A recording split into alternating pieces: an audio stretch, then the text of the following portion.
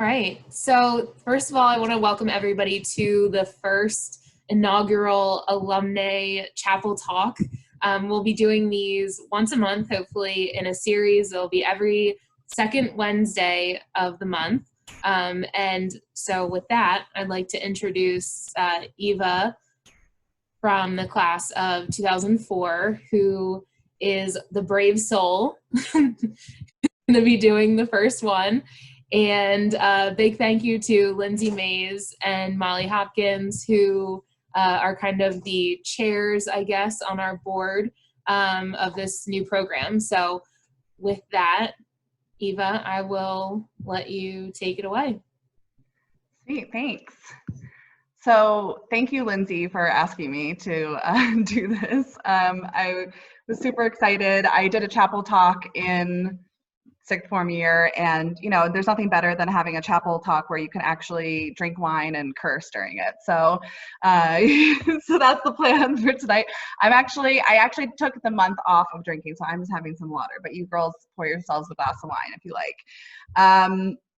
I just was hoping to share with you guys a little bit about myself. I think even for some of my friends are on the call, I think it's still sometimes hard to understand what I do exactly. And this kind of like path of getting there, which was a little non-traditional from at least what I thought it was going to be when I was at Hill. I am from the class of 2004. There's me cheesing at a work event on the screen there, and I've got a little PowerPoint put together for you guys to kind of see what I do as well. I did grow up in Gilbertsville, Pennsylvania.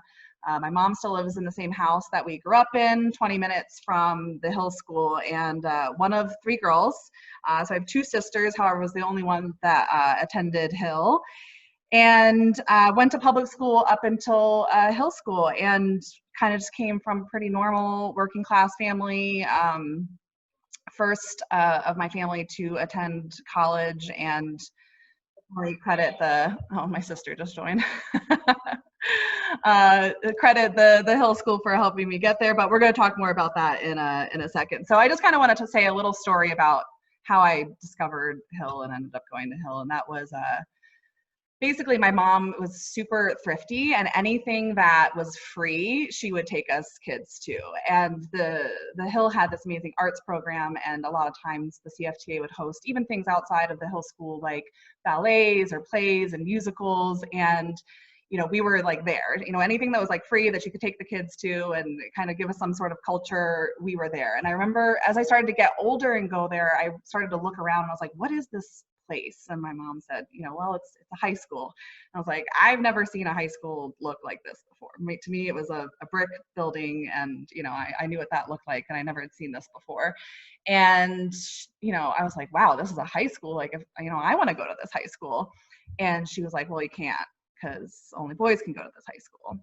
And I looked at her and I said, I'm going to be the first girl to go to this high school. Like, I've got to go there. And especially my parents being working class, my dad was a truck driver, my mom ran a daycare out of our home. They were like, yeah, you're not going to that high school. And, regardless of whether they let women in or not, but it was, what was the year, right? Like 99. So I think it was like 98 there. The newspaper landed on our kitchen table, and on the front page it said Hill School admits women. And I was like, sweet, I'm in. And my parents were terrified. They're like, how are we going to make this happen? And kind of, I'm sure we're secretly wishing that I didn't actually get admitted. And I did. They did make me wait until sophomore year, so I started in fourth form, and luckily got generous financial support from the Hill to be able to make that dream happen. And so I just think that was a really amazing turning point. And also just thinking about that child that had that strong will, I think it's carried on in a lot of the things that have happened since graduating. So as I was making this, I felt like very much like Hill School scrapbook vibes, collage vibes. We definitely had a lot of these going on in our dorm room walls, and even just those pages, right, in our yearbook.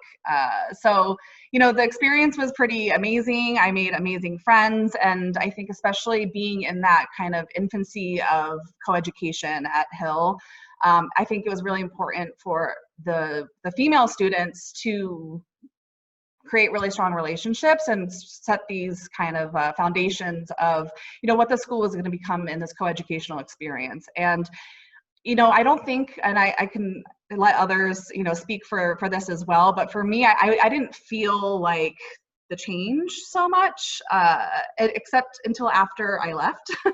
And I kind of reflected back on it. I was like, oh yeah, some of those things, they were probably still working out the kinks during that time. And especially because as I graduated, I ended up going to a women's college. So I went from a traditionally male, you know, school to a traditionally female women's college education. And so that's really started to help me kind of see some of the things that had changed. And I think especially with this network, I'd love to connect more with current graduates or current students and like kind of understand the climate at Hill now, because I'm sure it's changed a lot since when we were there. But it was an amazing experience. We, especially the class of 2004, we have a very, very strong bond. We had some really great happy hours that we connected every week during the quarantine and pandemic and the COVID, my friends and I call it. And, you know, it's just been an amazing part of setting me up for, I think, you know, being very confident woman, and also, you know, thinking that the world was my oyster, right? And I still feel that way. I think one of the things for me when I was going through the Hill School experience was you get to that daunting part where you're thinking about college, right? And, you know, again, I was like the first one to kind of do that in my family. And I was like, had no idea what I was getting myself into. And I think that one thing that I look back on now is I wish I maybe had more support and options like outside of the traditional like 4-year undergraduate college degree. And I ended up kind of finding that on my own moving forward. And I think that that's one thing if I were to give advice to, you know, at this point, anybody that's going to be watching this has already graduated, right? You probably already selected at least that first next step after high school. But I think that one thing is, you know, thinking outside the box, because there's so many different opportunities. I mean, super jealous of everybody that did a leap year. I think that's really, really cool. And I think that if I were to do college over again, I think I would have, especially having, you know, some considerations financially. I think I would have maybe tried like something local for 2 years and then think about transferring into something bigger. Because I think just getting thrown into this college experience for me was like very overwhelming. But you know, it all worked out in the end anyway, and you kind of have to figure that out for yourself, right?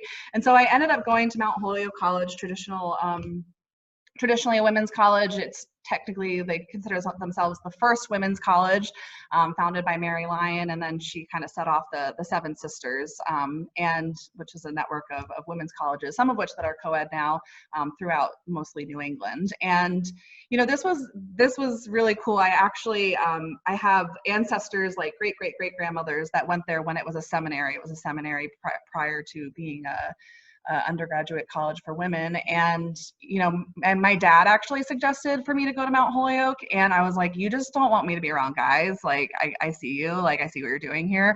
And I actually somehow managed to just like find the decision for myself as well, and had an amazing experience there. However, I did really start to like burn out, and I ended up taking some time off while I was there.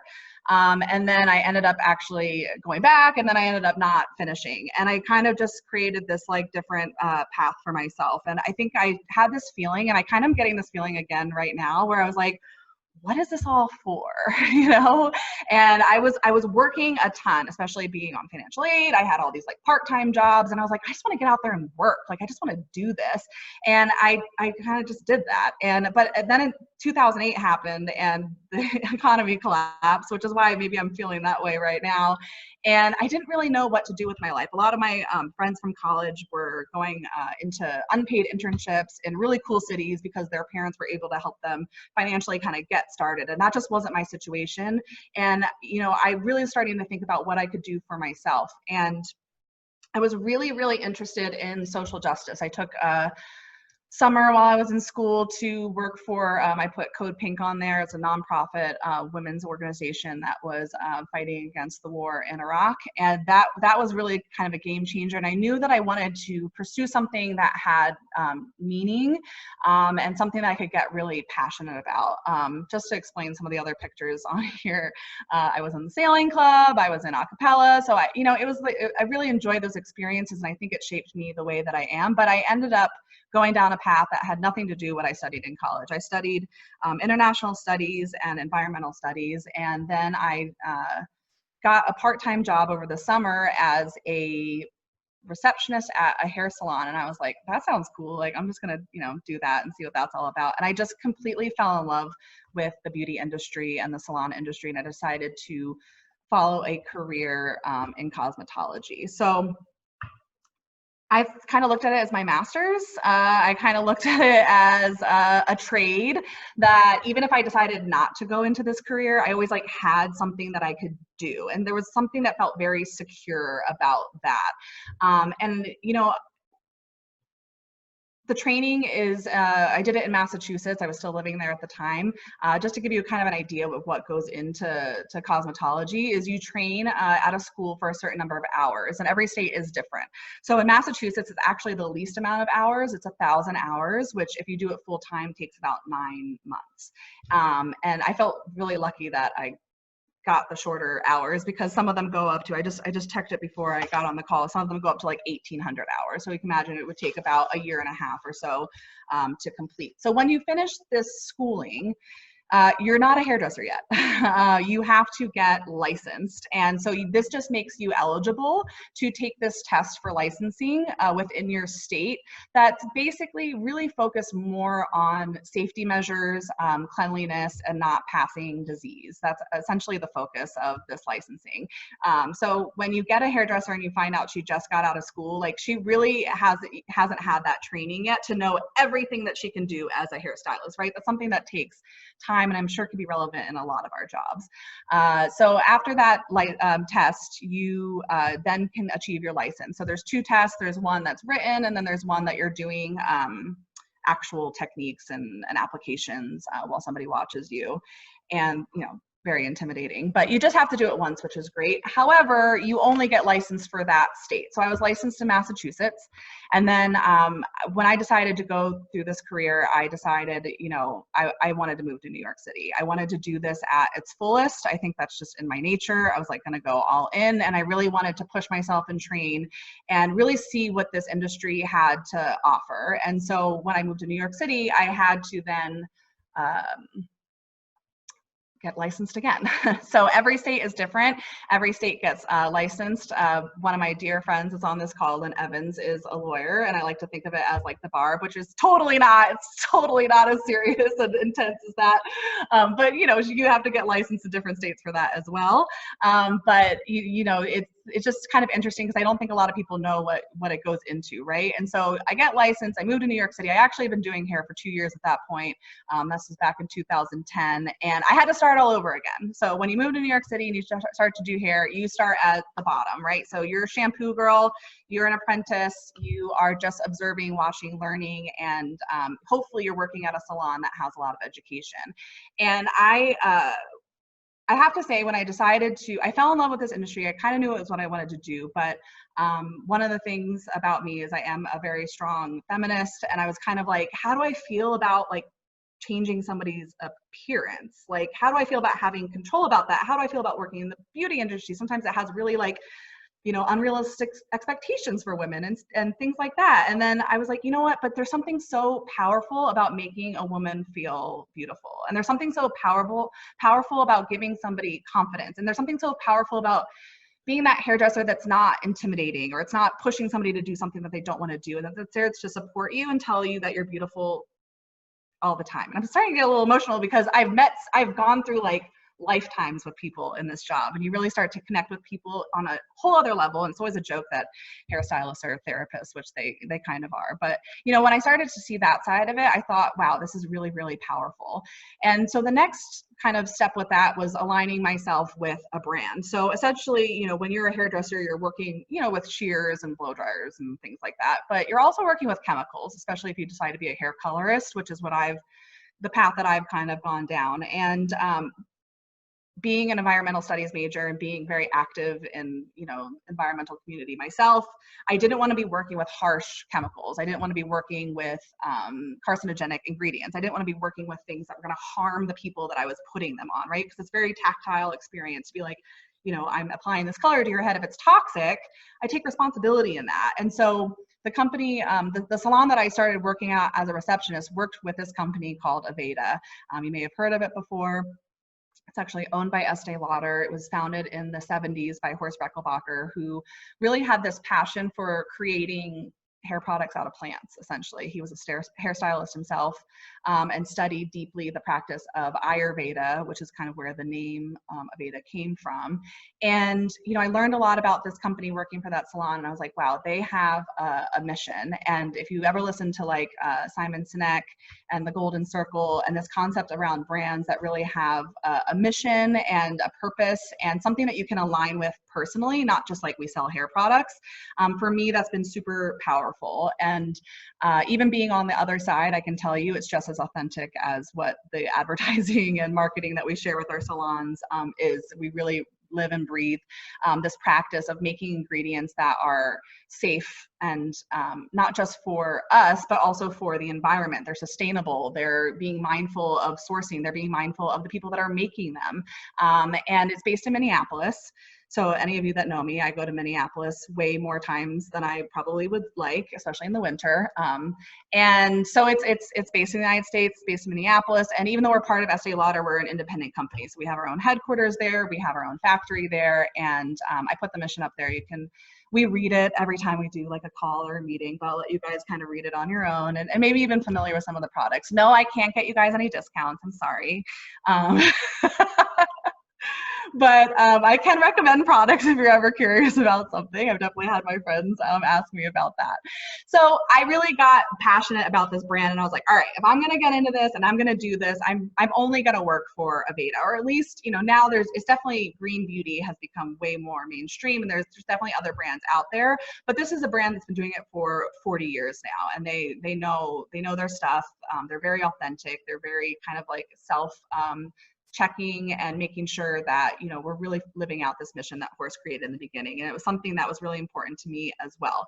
Now, when you go to a salon that maybe carries this brand, they are independently owned. And that's where I kind of started out. You know, I just kind of worked at salons that carry this brand. And there's something about this brand that some people call it a little cultish, but there's something about this brand that people just kind of go all in with it, and they really, you know, live and breathe the mission as well. Even though they're not corporate aligned, they almost feel like they are, because they have these kind of similar experiences when you go to different salons as well. And you have people that are passionate about the same thing. So I started just working in these Aveda salons. And when I moved to New York City, I started my training. I started to take guests behind the chair, but I also was like, okay, I'm in New York. There's unlimited opportunities with this type of job here. And, you know, it was editorial, it's teaching education, it's, you know, fashion shows, New York Fashion Week. There's just all these different, you know, video, photography, all these different opportunities within this world of cosmetology in New York City, and I'm sure in other cities as well. But I really felt like I was doing myself a disadvantage if I wasn't going to take that opportunity there. So I started getting really, really passionate into editorial, doing a lot of photo shoots, freelancing. So not necessarily taking guests behind the chair, but I kind of did a little bit of both for a while. And then I got really deep into this world of education. So education is really huge in the hair industry, because if you think about like anytime, you know, like Dua Lipa or Sarah Jessica Parker or Jennifer Aniston changes their hair, you know, everybody goes in and they want it. And it's not like we just get like auto downloaded in our brains how to do that or how that's going to look, right? So we have to be constantly holding ourselves accountable and training and teaching. And so there's this huge education industry within Aveda. And I started to just really dive deep in it. And I really believe in the concept of like 10,000 hours to mastery. And it was like 7 days a week, nonstop for probably about 4 years of just completely immersing myself in my craft. And a lot of that was taking education. And I was broke, so I kind of ended up finding the sneaky way around where I would just contact educators and be like, hey, do you need somebody to like sweep the floor like while you're teaching, or, you know, like just clean up bowls or brushes? And so I started kind of auditing, and then I got asked to come, and I just kind of showed up. I was always there. And so when I started to dive deep into this, Aveda had a corporately owned salon in the city. So that was like my goal. I really wanted to work for them. I wanted to become part of corporate. I wanted to work for this industry. And I think that's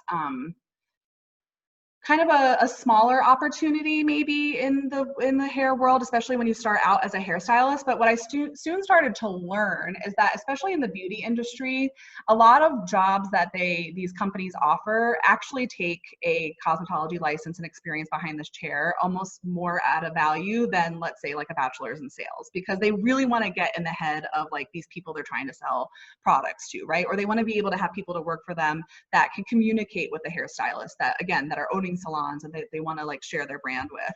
And so I found that there actually are a lot of opportunities, but I just kind of had to get my foot in the door. So I started out by working at the corporate salon in New York City in Soho, and worked there for about 1.5 years. And really my sneaky like kind of intention of doing that is I would get paid for all this education that I was like attending and teaching. And I also got to become an Estée Lauder employee. I was getting, you know, I think one of the challenging things with this job, and I know what it is like in New York City, it's probably the same in other cities as well, is a lot of times, you know, when you're working at these salons, these are small business owners and they can't offer you health insurance. They can't offer you 401k. They can't offer you, you know, other different types of like retirement benefits. And that as well was, you know, I felt like I was getting that big girl job, right? When I finally got to work for corporate and work for Estée Lauder. And when I started working for the salon, I was still a hairstylist behind the chair, but I was able to access all of those benefits as well. And don't tell my mom, but I did not have health insurance for like 3 years before that. So, you know, that was like a really huge selling point for me. So I was there for about 1.5 years, and I was just like living my best life. And I got approached because there was this job available that had opened up and they were hiring for. And the job was what I do now, which is a hair color education specialist. So essentially what I do full time is teach and train other hairstylists in the hair color line that Aveda carries. And I wasn't really ready to leave the chair. Like I said, I loved working with my clients. I loved doing, you know, freelance and editorial and all this stuff.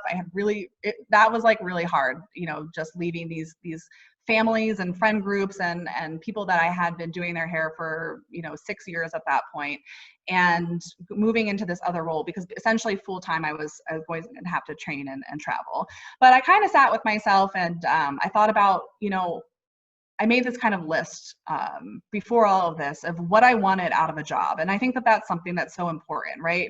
I think I used to get so focused on the job. I mean, I thought I was going to work in foreign service, right? Or I was going to work in social justice circles and do, you know, nonprofit. But I knew what I wanted to do is I wanted something that was creative. I knew I probably wasn't going to do well with anything that was just like behind a computer at a chair all day, which is now my life, unfortunately, because of COVID. You know, I knew I wanted something that was, you know, kind of active and hands-on. I knew I wanted something in the creative field. I knew I wanted something that would allow me to travel. I love to travel, and if my work can support that, that's great. And I also knew I wanted something that supported a good work-life balance. So I'm also one of those ones that I'll take a trip, but I'll take like a 2-week trip, or if I could take a month, like even better, you know? And so I wanted something that supported all those things. And when I looked at this job that I was being presented with, I was like, check, check, check, check. Like it had it all.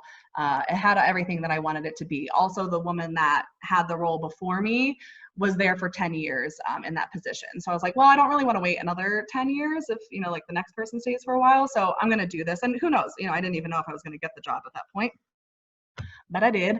And that was 5 years ago, July 2015. And I started this role with Aveda full-time teaching and training. And so essentially I was in charge of the New York market.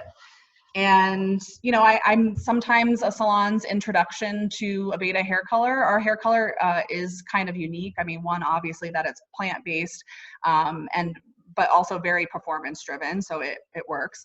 And the other part of it is that it's completely customized. So it's kind of like, I always say if you went to art school, you're gonna do great with it because it's very much established in color theory. It's like working with paints versus what traditionally would be like a pre-mixed color. So, you know, if you can imagine, I don't wanna like completely compare it to color you would find in CVS, but if you would imagine, you know, you could just like grab that box and everything's in there that you need, right? And traditionally, most color lines are similar in the sense that they're the color that you want the end result to be is already all made for you. But as you become experienced colorist, you start to know how to like mix and create all these different endless results. With Aveda, we actually have everything like broken down. So you can't necessarily just take like a tube and mix it. You have to customize it. You have to kind of go in with this color theory approach. And the founder of Aveda, when he launched it, he like had everybody come into a room and he was very like dramatic and he was painting on an easel and he was like, this is how I want my artists to paint. And so that's how we created our hair color as well. So there's definitely a lot of training that goes involved with just being introduced to the brand and starting to work with that. So sometimes I'm people's that. And then sometimes I'm also their professional development. I'm helping them grow skills, new trends that are coming out, different types of techniques. I also run our education program. So we have also freelance educators that work for us, that work behind the chair, but also go out and teach and train. And I help train them and grow them. And that's probably my biggest passion with this job is like growing other trainers and educators and helping see them find their way in this industry, in this world, because it's definitely a huge opportunity, especially for stylists behind the chair to make extra money, right? Or to even just find their passion outside of behind the chair, because behind the chair is great. I love working with my guests. I love doing that, but it's also like very physically strenuous. And after many, many years, like I think it's important to start to look at other opportunities as well. And you know, I feel very lucky that I got to do this job early on and kind of find that as well. And as I've been in corporate, I found that there's also like all these other avenues that you get to explore. So education being one of them, but you know, I could easily move into sales and start working as like a sales representative for the company. I still have opportunities to do editorial work with the brand, which I'm going to show you in a second. I also would work a lot with product development, and that's also just like a pathway that if I wanted to like commit to that, it would be super cool. We have a test salon in Minneapolis where we make all these amazing colors and experiment with them and come out with new launches. And that whole world is extremely fascinating.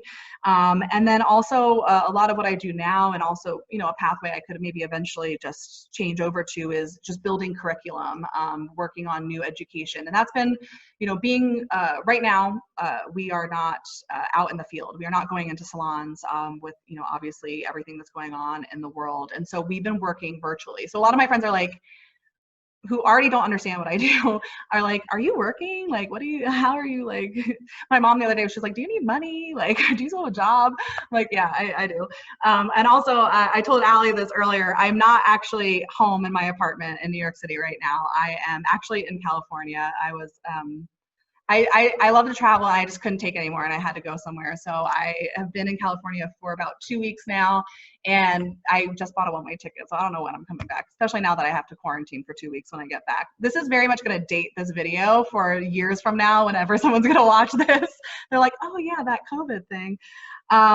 So I'm in California right now. I'm at my friend's house, who also works for Aveda actually.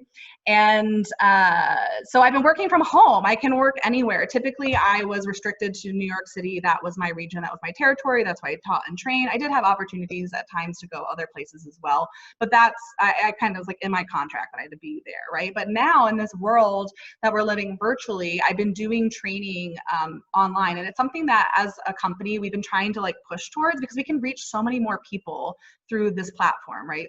And we use Zoom as well. And, you know, and people can access it at any time and any place. And, you know, we can get all these different educators to experience different people. And so that's what we've been doing. So almost every day I have a virtual class that I teach and train a group of people.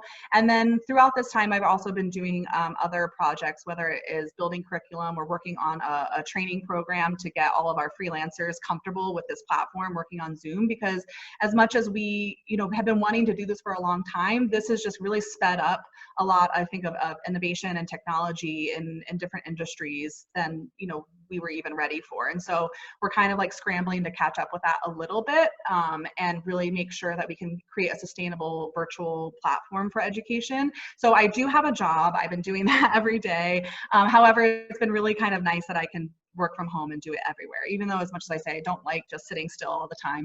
I did get these blue light glasses and I'm getting a bit more comfortable behind the screen. So I just wanted to kind of share that, you know, when I got into this world, I think I thought I would either be a hairdresser or a hair salon owner. And I really learned that there's so many different opportunities. And I think, you know, as far as career advice, and this could go for any industry, finding a mentor was a huge support system for me to start to think about what I wanted to do. I think holding yourself to that person's high standards and having somebody that you can get feedback on and bounce back off of, that's been immensely helpful. But I never had this really grand plan. I always knew that I was going to do something, I was going to do it well, and I was going to always look for the next opportunity. And I always just kind of kept this like momentum moving forward. And I'm kind of in that stage now, to be honest, where I'm like looking for that next opportunity, because it's been 5 years and I'm ready for growth. And I've kind of made it on my own with this job. So, you know, I have this role. There's probably about 20 of us all throughout North America. But I have to say, I definitely personally do different things than other people do. I've gotten a lot of really cool opportunities. So I wanted to kind of share that with you guys as well. So I told you guys that I love to travel, and that was a requirement for my job. So this was 2019. The list for 2020 is going to be way shorter. But this is, last year was crazy. I traveled a ton. Probably like 75% of that was for work and 25% was for personal, like vacation and things like that. I went to Denver, Colorado to visit my friend Craig Duncan, who had a baby, also class of 2004. I think I put Philadelphia in there. Yep, Lynn and Seth got to go hang out with them, and any of the other local Hill crew. But yeah, I mean, I love to travel. I hope to maybe catch up a little bit to this by the end of the year. Going out to California has definitely helped with that kind of like itch of sitting still. But I live in New York City, but I actually live in this neighborhood that's like right on the edge. It's called the Rockaways. I'm actually on the beach, and I'm 20 minutes from JFK. So it's just feeding the addiction, you know, like being right by the airport there and getting to go away as well. So just wanted to kind of share one of those passions. And that's definitely what helps me kind of feel satisfied in my job, as well as these kind of travel opportunities. But another opportunity I've gotten to do is a lot of like trade shows and events. So some of the work that we do is not just behind the chair, right? We do a lot of like eventing. And this was for the North American Hairstyling Awards. This was kind of a team effort, so I can't say that I did this all myself. You know, we had like a costumer, we had hairstyling team, I worked on the color team, we had makeup team, and we had these gorgeous models that came out, and we I'm trying to remember, did we open the show or I don't know. We had this like big stage presentation, and these girls came down from the ceiling. I wish I had like the whole video to show you guys, but it was super duper cool. And I think things like this, you know, most of what I do is I teach people like very basic hair color formulation, but when I get to do this, it like drives my passion. It makes me fall in love with my career again, and it makes me fall in love with what I do. So I think, you know, it's important to have those things throughout your job that, you know, just kind of like give you some life back, right? So these are super cool. There's the team on stage. Like I said, this is not just all me for this one. And most of the time when you're doing hair, you're collaborating too, right? You have a makeup artist. You typically you start to focus on a category of hair as you start to go throughout your career. So I focused on hair coloring. Some people are in styling, some people are in cutting, and things like that. So there's the girls in the back there, and that was super cool. That was in Long Beach, California in January, which feels like years ago. All right. So the other thing I've gotten to do, and this is like my favorite thing, is our campaigns for Aveda. So these are our advertisements. This is what goes out to our salons, or maybe you might see them in magazines, or anything that we use for marketing for Aveda. So this was the very first campaign that I did, and I really was like freaking out because the woman who's the creative director for us is Dutch and extremely intimidating. And you know, she was like, the model in the middle, Patricia, had, jet black hair, and she was like, I want her to be platinum blonde. And I was like, great, no problem. That's not an easy thing to do, just so you guys all know. And so she came out gorgeous, but I wanted to show you guys this campaign because I did 4 models and you can only see like one of them's hair. So sometimes you end up doing these really intense things and then you're like, oh, you decided to just completely crop the hair color out of the images for that. Like, cool, got it. So that was one that I did for a lips campaign that we had. This was holiday last year, which was probably one of my favorites. And just really like, it's cool to do it. You have to keep it super top secret when you're working on these projects, and then you get to see them, when they finally launch. And I actually went into a salon to teach in North Carolina when this launched, and they had me like sign the back of the poster. Oh wow, this is, okay, this is happening right now. But for the most part, like, you don't really get any credit for this. It's not mentioned anywhere that I did this hair color, but it's for me. I really enjoy being able to ask to have these different opportunities. This was our recent, like, kind of ongoing launch that's happening right now for one of our leave-in conditioner products that we have. Super fun, super cool. And I always like when they actually show the hair that I did in the end result as well. And, and these are all like learning experiences too. Every time that I do it, I get to learn a bit more about like photography, about creative direction, about, even just working with a stylist that are gonna, I do this color, their hair's still wet, I just like pass them on to this other person, right? And I get to learn from communicating with them about how we come up with this finished end result that you see in the end here. And then the last one, the most recent one, was our Mother's Day campaign. And I just thought this one was really sweet and came out really nice and focuses on some of the launches that we have. And these were actually a real mother and daughter, and they were so freaking cute and sweet. And so it kind of also fills that void of not really doing clients anymore. I get to meet these really cool, interesting people. And I do have a very like small circle of clientele that I still do, but having the travel bug, working a ton, I'm not always the easiest to like get a hold of. And your hair might, have really long roots or really bad split ends until I finally get to be able to come do your hair. But I just like to think I'm just like very high demand, So while we finish up here, I also, if you know me, I am a overshare on social media. So I would love for you guys to follow me. I a lot of the work that I do is on here, and I think that again, in our industry, social media is super important, right? It's free advertising, it's free marketing. If you're a hairstylist and you want to gain new clientele and you want to show people that you can do, this is your portfolio now. Which, gosh, when did Instagram come out? Like that was like 2009, 2010, right? And so, it's been around for a while now. And I actually do trainings even just on social media and Instagram itself. But I have to say that even for me, it has brought me opportunities in my job, being somebody that's comfortable with it and really active with it. And, it's really about self-marketing. It's about getting out what you do and what you know. And even though my friends still somehow don't know what I do, I tried my hardest to make it clear on social media. But I think one of the things when I was thinking about giving this talk to you guys is I was thinking about, for me personally, a challenge that I have is kind of like shouting my accolades, or telling people the amazing things that I do or what I can do. And I think that, I don't know if it's just me personally or it's something that, as a woman, it's been a challenge, because I've definitely seen, especially, like men in my career, that I'm like, how did you get that job? Because like I can do that like 10 times better than you, and I have all this experience. But until I tell somebody, like nobody's going to know, right? And so I'm starting to learn like the importance of, and this has been a good practice of that, of like telling people what you do and what you do well, and showing them, and really shouting your skills to whoever needs to hear them, sharing your accomplishments and not being shy about that, you know. And I think there's some people that do that really, really well.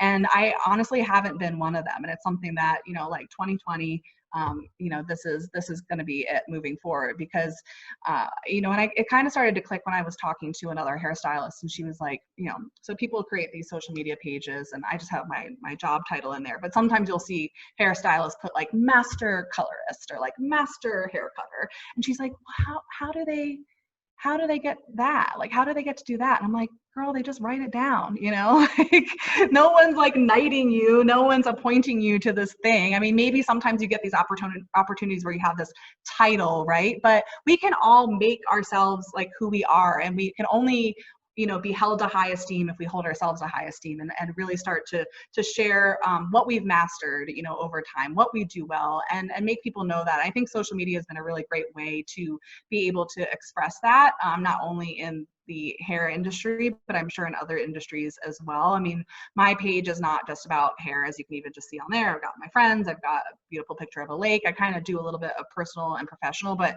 I know I've gotten opportunities in my job because they're like, oh, she'll post about it on her Instagram, you know, like they know that that's free marketing for them, that's engagement, and it's become definitely an asset and a tool in my job.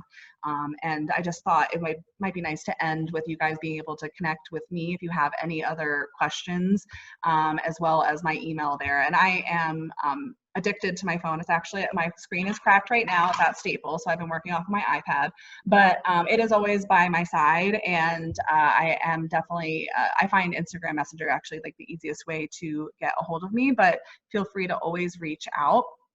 And I mean, Allie, we could take questions now if anybody wants to chat. It's totally up to you guys. Yeah, if anybody has any questions, feel free to unmute yourself, or I can unmute you if you want to raise your hand or type it in the chat box. A question. I know you mentioned when you were doing some styling on one of like the photo campaigns that it was interesting to get to see, you know, the director and all of that, and kind of what goes on behind the scenes outside of just what you're doing. Has that kind of driven you to think like, oh, maybe in the future I want to, you know, lean more into photography or styling these campaigns? Or are you kind of still just focused in what you do? Yeah, that's a really good question. I would say there is a high percentage of hairstylists that end up going into photography. I'm not one of them. It's just still, I mean, I guess I'm pretty good with like the iPhone, you know, but like, I don't know.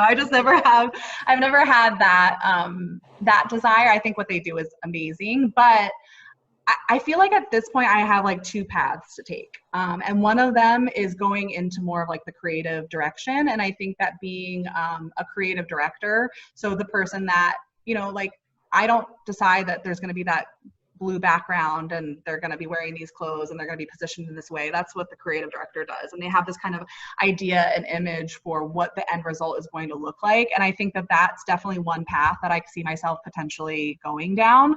But I'm kind of at the fork in the road because the other path is a bit more behind the scenes. So doing more strategy. So it's like, they come up with the campaign, but there's that person that's like, okay, we need to have imagery for this. We need to have a video that talks about this, that, whatever, and starts to strategize what the content assets are going to be. And then there's that creative team that makes it happen. And so I'm kind of at that fork right now where it's like, do I want to be more behind the scenes and really be strategizing and thinking about like the back end of what needs to happen and what deliverables, you know, stylists need and the salon owners need and what we need to make money and things like that, versus coming out with like the creative end result. And I honestly, I still every day, like, I'm not sure which one I'm going to do.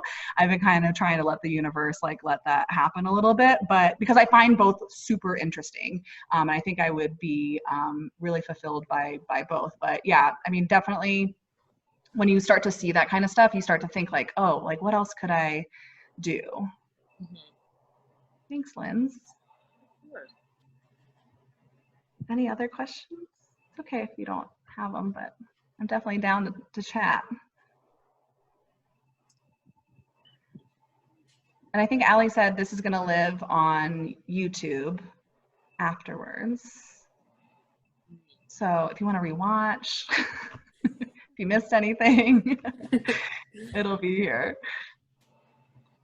One more thing, I have a friend who is a tattoo artist, and she said one of the most gratifying things that she does in her line are like cover-ups, or if someone comes in with something that they didn't love and they're upset, you know, getting to fix that. Is that kind of similar situation? I imagine now that you're not working like, you know, with regular customers as much, but back when you were more in a salon, was that something that kind of gave you a sense of gratitude, kind of taking someone from devastation to, which hair can be traumatic, you know, Yeah. Cutter color, and then kind of turning those mishaps into something that they're happy with? It's just interesting across different like art forms to see if it would be a similar thing. No, you're making me think of like stories that I could have just done like a whole call on stories of clients that I had. You know, there's definitely those moments where you get somebody who's had something really horrible done to their hair, and that's never like, I never like to blame the hairdresser for that. It just, you know, whatever happens, happens. You don't know what went down. Maybe it was exactly what they asked for and they just hated it at the end, you know? And I think to be able to like, it's about gaining that level of trust and kind of intimacy with somebody that if you can help repair the way that they feel about themselves is immensely powerful. I can give you an example. I had one guest who actually lives in California now, and every time she sees me on social media here, she like harasses me to do her hair. And I'm like, I'm sorry, I'm like not going to do your hair. But she sat down in my chair. Remember I love a difficult client. Like, give me like the harder the better. Like, I love it. So she sat down and she was like, just so you know, going to the hairstylist is like going to the dentist for me. She was like, I hate it. And I was like, okay, girl. I was like, we're going to turn this frown upside down. And we just like left that 3 hours of doing hair together, like BFFs by the end. She was like obsessed with her hair. She loved it. And I like tease her every time. I'm like, does it feel like going to the dentist anymore? I'm like, it doesn't have to be like that. And I think it's so powerful when you, you know, you find that like hairstylist that you really connect with, and you can just sit down, and like that should be a place where you completely relax and not feel self-conscious and feel, you know, like really good walking out of there. And that's super powerful. So yeah, we really connected on that. Also in like, I'll show you guys where'd that holiday campaign go. This girl with the red hair, she had never had her hair colored before. Actually, neither did this blonde one. And she was super nervous about it. And sometimes when I do these shoots, I actually have to color their hair back to what it was before, because they're just kind of like hired, you know, they're models, they're hired for this campaign, and they're hired for their look. So the way their hair looks is super important. And so I colored her hair back, and, you know, we really like bonded over that. And, you know, she's Icelandic. I learned about her little daughter. We follow each other on Instagram now. We've met like twice, you know, and she was super nervous about getting her hair done and coloring it back and all of that. And a few months after, she messaged me and she was like, would you do my hair again? She was like, I really just don't trust anybody else. And I was like, wow, like, you know, and just knowing the place that she came from, where she was just so unsure about the whole experience, and to know that she trusted me in that way was, again, super duper powerful. So yeah, I mean, I've been through like divorces with people. I've been through affairs. I've been through terrible losses. I've been through happy, joyous moments. I've been to people's weddings, you know, doing their hair and attending them. I've been through births. And, you know, it's, you know, that's the part I miss the most probably about being behind the chair. But what I don't miss are people sometimes being like really, really rude to me. But like I said, I do love a challenging client. I think that made it easier for me, because I was like, you know, one, I stood up for myself and I wouldn't let people treat me in a way that I didn't think was appropriate. But two, you know, especially, you know, people talk about New Yorkers being hard, and they are, but if you can deliver and you can, you know, stand up for yourself, I think a lot of people really like respect that, you know. And it's about being real, it's about being authentic, it's about knowing your own limits, and also, you know, like listening to people. A lot of hairstyling, I think, is listening and really taking into consideration what they're comfortable with, what they want to do. I think communication is a big part of it. So yeah, thanks for that question, Lindsay, because it brought up some good memories. For your book. For my book. Your future book.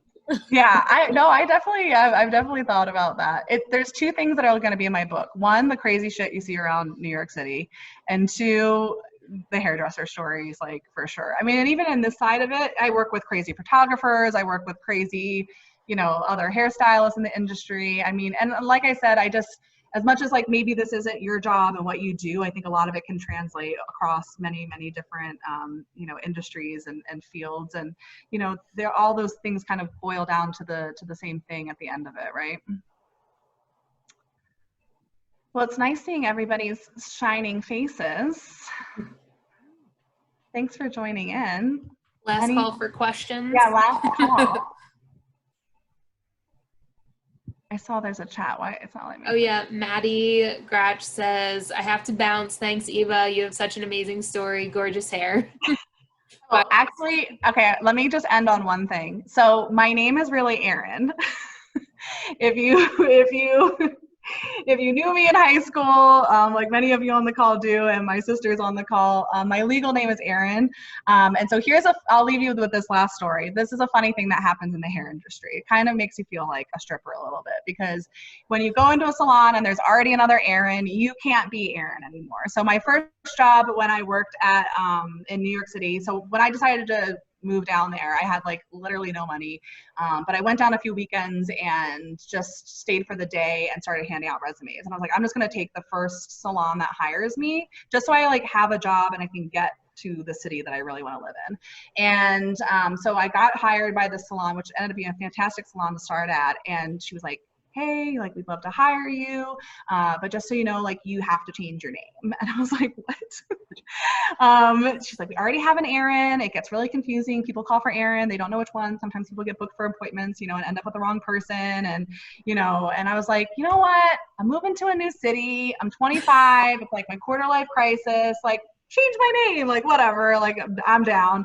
So, my legal name is Erin Van Anglen, so EVA. So I kind of made that my name. I wanted to start with an E. I wanted to be short like Erin. So Ava was born that way. And I kind of decided, like, from that day on, anybody new that I met, I would introduce myself as Ava. And I thought, for this being kind of like a professional platform, I'd go with Ava, but I really go by both. My family still calls me Erin. My friends call me Erin. So it's really funny, like, if I'm somewhere that I'm not normally used to being and I hear Erin, I'm always like, oh, that person knows me from like way back, or if I hear Ava, I kind of know this like time frame of when I probably met you. But I go by both. You can call me either one. I don't have a preference. I just tend to kind of go by Ava because professionally that's how people know me. And so it's important for people to know my name.